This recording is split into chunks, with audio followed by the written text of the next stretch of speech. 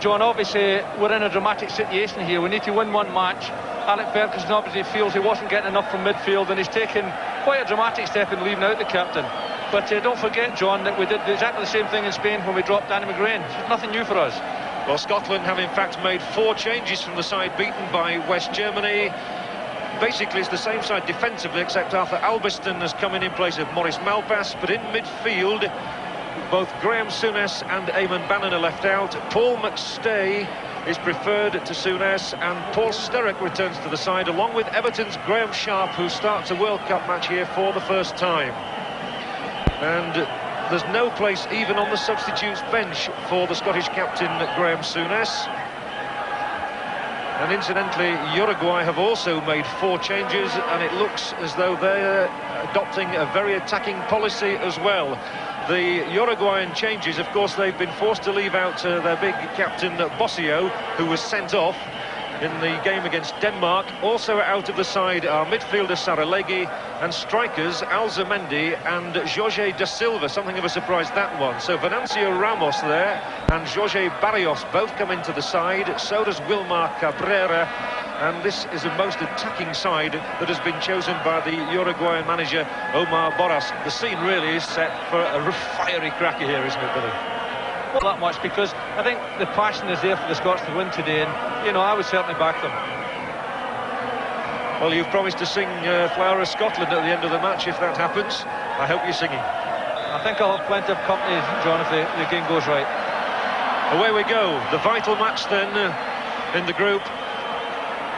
Scotland know exactly what they have. Just with Diogo getting a foot in. Here's Strachan and bundled over the first free kick of the game. I thought for one moment the referee was going to reach for a yellow card in the first minute. In fact, I have a funny feeling he is. Strachan is prostrate and he's sent off. What an astonishing start to the game. Within the first 60 seconds of the match, Uruguay are down to 10 men. Well, they had Bossio, their captain, sent off against Denmark, and the French referee here is obviously not going to stand any nonsense whatsoever.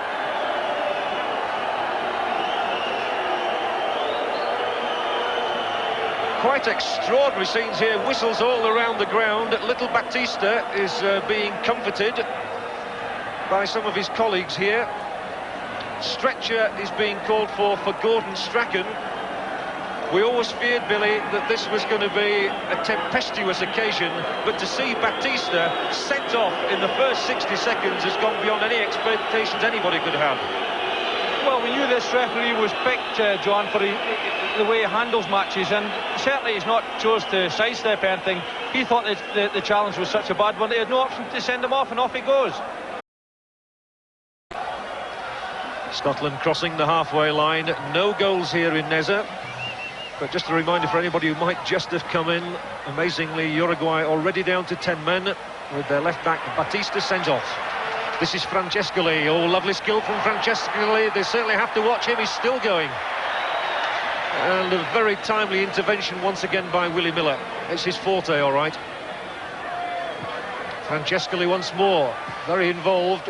And Leighton trying to scramble down for that one. It didn't look to have much power, but a warning there of Francescoli's pace, his power and his dribbling skill. They're claiming the throw in Uruguay. So I don't think the referee's going to let them have it.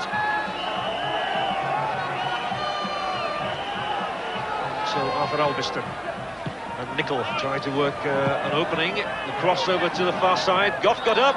Oh, and a slight miskick inside the area there by Graham Sharp. Otherwise, Scotland would have been on the score sheet. That was a definite half chance, John. It really was. Round about the penalty spot. It was away easily, though. Now Arthur Albiston brought in for his attacking skills. Not a good ball this time, though, to his Manchester United colleague. And Uruguay counter-attack through Ramos, but he's got no support at the moment. Holds it up well, though, and gets the cross in, and Francescoli was coming in. And although there were only 2 Uruguayans up there in attack, they managed to create an opening.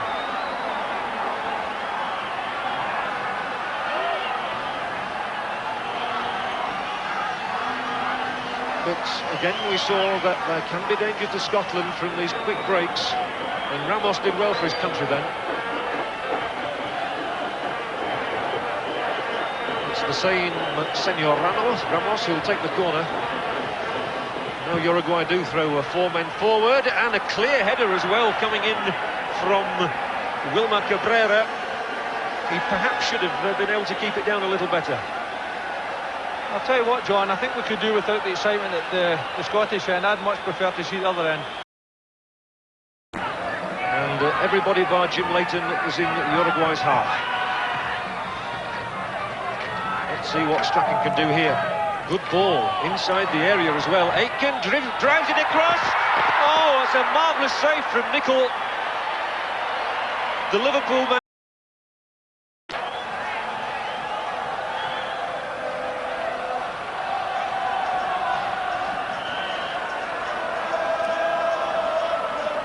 I'm sure it will encourage all Scots when they remember that the last time these two countries met, Scotland won by 2-0 up at Hampden. That was about 3 years ago. Oh, very bad pass this time by McStay. He's given the ball away here. Oh, and a thrilling shot. Really struck well, that one, by... I don't see him able to do that, and Graham Sharp must have that sort of service today. Francescoli takes it down superbly, confronts Neri. He's got 2 Scottish shirts ahead of him. Now finds Santin, and there are 2 men over on the left as Francescoli holds off Willie Miller. Can't also hold off Aitken. Santin over on that far side, good interception by Goff. Pereira. They're good at shielding the ball with their bodies, all right. And there's a deflection there, so Uruguay have a corner. The way the game's going just now, John, really I'm quite glad that they're down to 10 men, because they have played quite impressively.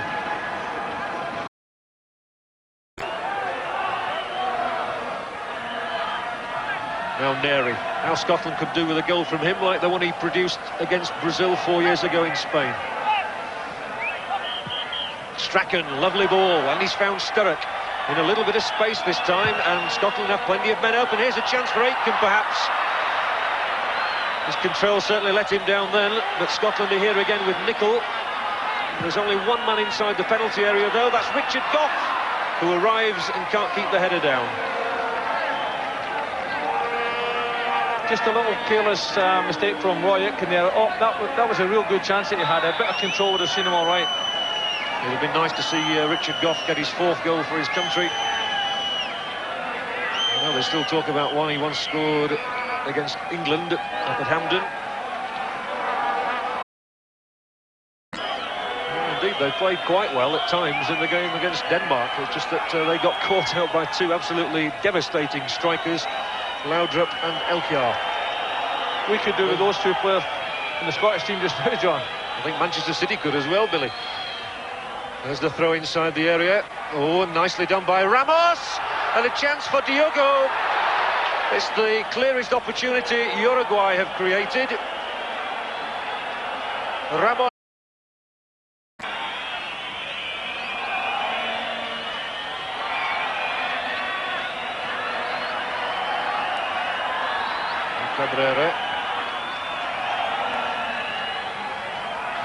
Cabrera and Pereira.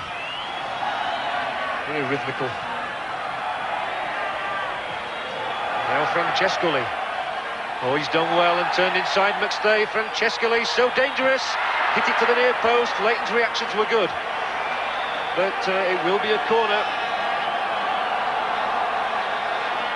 Francescoli might well have caught some goalkeepers unawares, but not Jim Leighton.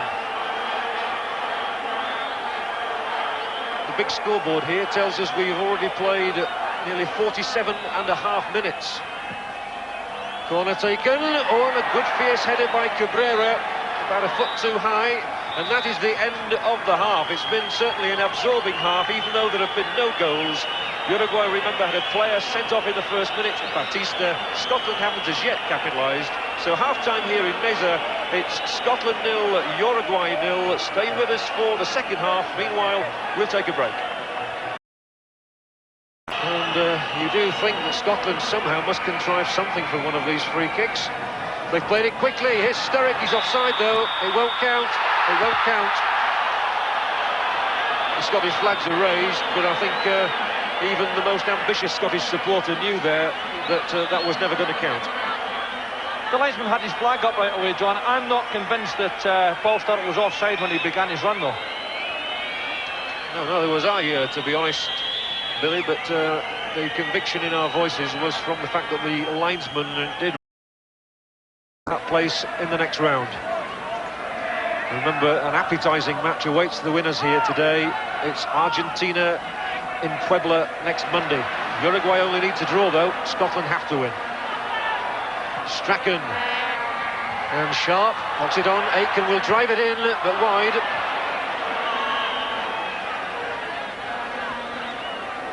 You just wonder how the heat will affect both sides, John. I mean, the Uruguayans possibly can cope with it that little bit better than we Scots. This is the first time that we've seen heat like this at Netzer, John. I just wonder how the Scots will cope with it. Roy Aitken unable there to add, which he'll do quickly, and if he's accurate here, there could have been danger for Uruguay. He's got it back, so a second chance. Oh, and that's a good-looking cross right across the face of the goal. I think Diogo might just have got a deflected touch. Driven in, and problems here maybe as Graham Sharp goes up and tries to tee up Gough. Alves scrambles open to make the save. Another opportunity squandered.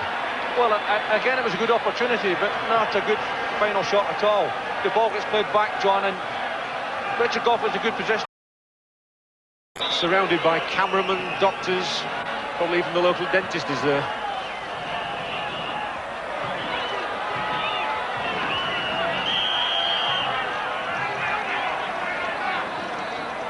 Strachan now. Miller's come up to join in the attack, and Scotland must produce something here. McStay, oh, lovely cross from McStay, and it was Aitken, it was Sturrock in fact who got in the final shot. The ball bounced invitingly into... become a god. That's fighting Scottish talk. If they could just get that one elusive goal. But for the moment, it's Uruguay, and they have a free kick with Ramos, and a clear header. Leighton has saved his country. That's the most, well, the easiest chance of the game so far, and Cabrera must be kicking himself because he could well have written himself into Uruguayan history here. Magnificent. Well, Vega, an out-and-out defender, would you believe?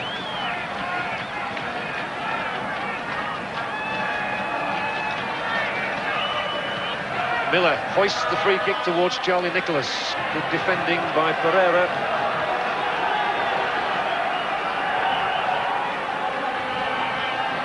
Aitken back for Strachan. Comes inside this time, trying to find a way through. Lovely ball for Nicholas, who was onside. Rifles it back to McStay. He can't keep the shot down. Another chance goes begging. It would have taken a good shot, John, but you always like to see a shot hit the target from a little bit of space inside the penalty area. You'd be disappointed it didn't come back to him. Cooper takes the corner. And Sharp's in there. It's away by Acevedo. A little flick from Sharp almost caught Alves out. Billy McNeil's heart stopped beating for a moment, I'm sure. John, I don't think I've got a heart left, you know that, and my nerves have gone as well. I'm still hoping to hear you sing at the end of this one. But only 14 minutes left. John, we thought we might lose out in this group and gain a lot of respect. I think we're losing a lot of that respect in this match. I'm sure the Scottish press will be critical, and especially if Uruguay win the match with 10 men. And there are now 3.5 minutes left. Scotland 0, Uruguay 0 here in Nessa. And it'll be looked upon as nasty, Neza, for Scotland, I'm afraid, if they don't get this one vital goal. The cross in by Aitken, Goff's at the far side, chance for Richard Goff maybe, Sharp tries to tee it up, it might still come, Albiston drives it across the face of the goal, and you can sense the Scottish mood by the expression on Albiston's face. His head dropped, he knew that a good chance had been wasted. Well, again, it was a good chance, John. It just needed a little bit of composed finishing here. And now the Uruguayan flags are beginning to wave.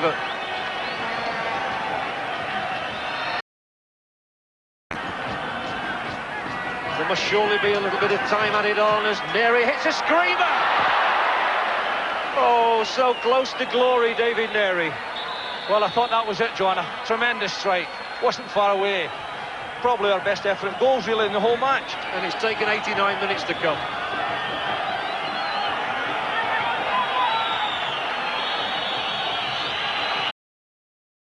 He urges everybody forward. He kicks the ball forward, but the whistle has gone.